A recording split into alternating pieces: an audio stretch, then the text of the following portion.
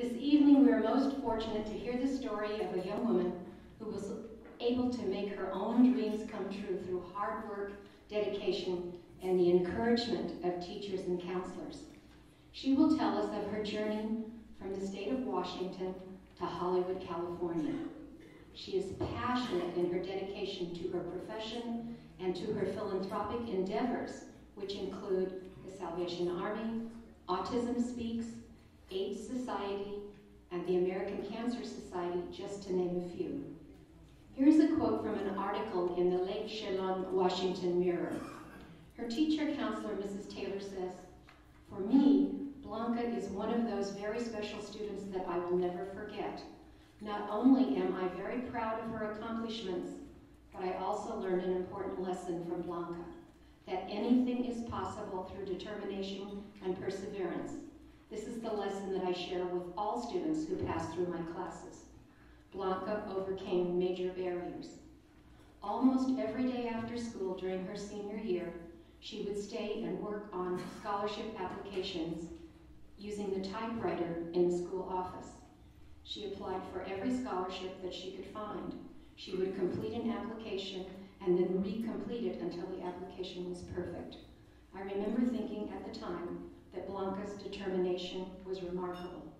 Blanca's hard work paid off when much of her college costs were covered with scholarship funds. Ladies and gentlemen, let's welcome Miss Blanca Blanco.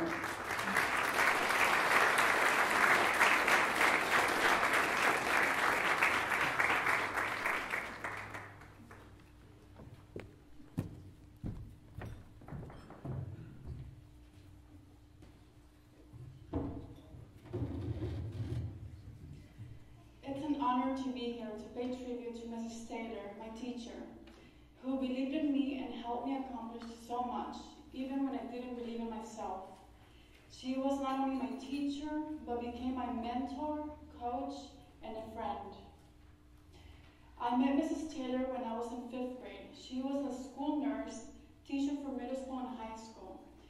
During that time, my family lived in a garage with no water, electricity, limited food. Mrs. Taylor went beyond her job description. She delivered food, beds, clothing for my entire family, eventually getting other teachers involved. I felt ashamed that my teachers knew how poor we were, but I appreciated their support. My father worked in the fields picking apples, did not work much during the winter season. My mother was a homemaker. We were a family of 7. Mrs. Taylor made sure all my siblings had gloves, coats, and for the cold winter in Washington State. In 6th grade, she became my teacher. She would check in with me when she noticed I looked worried or something was going on. She had a good intuition. I didn't feel comfortable sharing my feelings with her or anyone else because I didn't feel comfortable sharing my feelings or sharing my problems. I would be feeling disappointed, hurt about not having things other students had when it was just basics, like food or gas money to make it to the grocery store. She was persistent, patient, and spoke with me in a caring, non-judgmental approach. Mrs. Taylor broke that barrier. I began to slowly share my feelings with her. She encouraged me, showed me that I had potential to attend college, to further my education, regardless whether I had money or not. She believed I was smart. I didn't believe I was. She believed I could earn enough scholarship to help me pay for college. She helped me prepare during middle school and high school for graduation. She taught me the importance of volunteering by doing community service, sports, and participating in school clubs. Mrs. Taylor opened my eyes to new opportunities, helped me understand that I had so much to offer. She empowered me. I volunteered in the nursing home and was an active member of the Latino club. That experience helped me understand that I had leadership skills. When I decided to do sports, I was faced with a challenge. My father was a traditional man who didn't believe women should do sports Instead, he believed women should be at home practicing the traditional gender roles. I couldn't understand his perspective because my brother was on the track team and we would be working out together. I thought it wasn't fair. I spoke with Mrs. Taylor. She went to my house, spoke with my father, with the coach, about the benefits of sports for me. My father did not approve. I decided to join the team. He was upset for a couple of weeks, but I knew it was good for me to do sports. I became successful as a runner. Running gave me confidence and determination to get to the finish line. I began to apply that tool in my life and my decision-making process. I learned that my actions lead to results, and the outcome is dependent on me.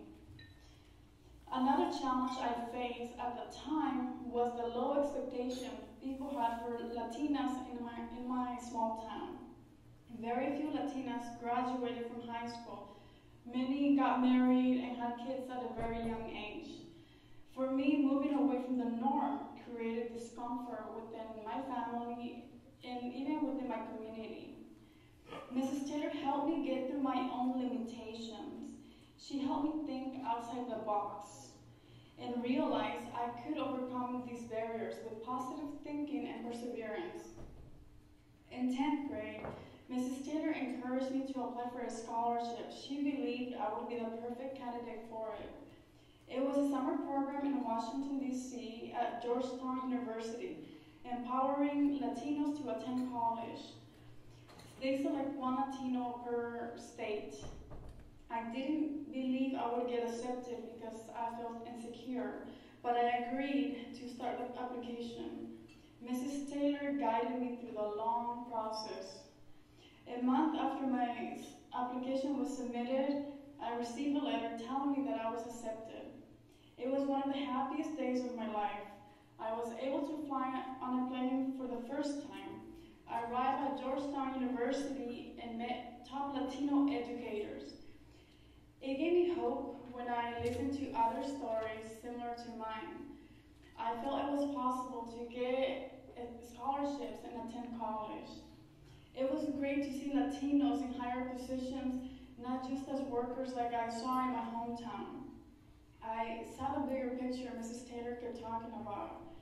Mrs. Taylor thought the program would connect me with Latinos and it would inspire me. And she was absolutely right. After that trip, I was determined to continue pursuing my goals. My senior year, Mrs. Taylor would help me during lunch, and after school, we sat for long hours working on my scholarships. She was positive and encouraging, and talking about my college plans, even when I didn't feel I was worthy or capable of that. I faced another challenge. My father did not want me to move out of the house unless it was to be married. However, I couldn't understand his perspective again. I felt that my skills could be applied in other areas. I applied for all the scholarships I could. I was hopeful, I was scared, I was doubtful. I would say to myself, even if I get at least one scholarship, Mrs. Taylor was confident that I would get my education funded. That, as usual, gave me strength. Soon after my applications were submitted, I got my first scholarship, then my second, third, fourth, and so on. I felt extremely happy. I was moving forward towards college. She made sure I was published in the local and state newspaper. She would tell me, I'm an inspiration for other students because I overcame many challenges and became one of the first Latinas to attend college. In closing, this woman is amazing.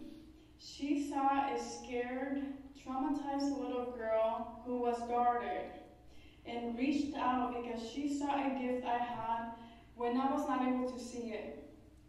She was persistent, always treated me with respect, and inspired me to move forward. I'm where I am today because of her support. She taught me that with determination, anything is possible. I want to take a moment to thank express my gratitude and appreciation for everyone for the work you do. The work you do is powerful. You're not only changing lives, but you're also saving lives. And you're creating leaders in our communities. Thank you.